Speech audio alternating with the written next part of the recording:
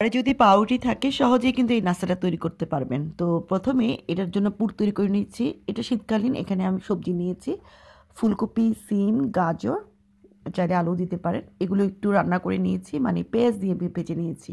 যখন সিদ্ধ হবে তাতে মাঝখানে একটু তেল দিয়ে দুটো ডিম দিয়ে দিলাম, তারপর উপরে চিলি ফ্লেক্স আর লবণ দিয়ে দিলাম। তো ডিমটা একটু শক্ত হওয়ার পরে এই সবজির সাথে এটা মিশিয়ে নেব, এরপর দিয়ে দিব ধনেপাতা। পুরটা এক রেডি হয়ে গিয়েছে। এখানে 2 পিস পাউরুটি নিলাম, পাউরুটিটা আমি একটু মাঝখানে কেটে নিলাম এভাবে কাটার দিয়ে। তারপর রুটি বানার পিঁড়ির উপর রেখে একটু বেলে নিতে হবে এই 2 পিস পাউরুটি একসাথে। তারপর একটা ডিম ফেটিয়ে তার মধ্যে লবণ দিয়ে ফেটিয়ে নিতে হবে। এই পাউরুটির পিসটা একটু চুবিয়ে নিলাম, তারপর বিস্কিটের গুঁড়ার মধ্যে মাখিয়ে নিয়ে ভালো করে মাখিয়ে নেবেন। এরপর ডুবো তেলে এটা ভাজতে দিতে হবে। প্রথমে আমি একটাই দিলাম, তো কিছুক্ষণ ভাজার পরে কিন্তু দেখবেন এটা এরকম বেলুনের মতো ফুলে উঠেছে।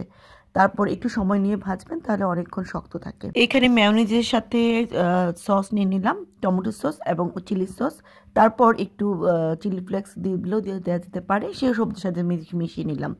এরপর এদিকে ঠান্ডা হয়ে গিয়েছে সেই পাউরুটির পিসটা, দেখেন ভিতরটা একদম একদম অনেকটা পকেটের মতো তৈরি হয়ে গিয়েছে।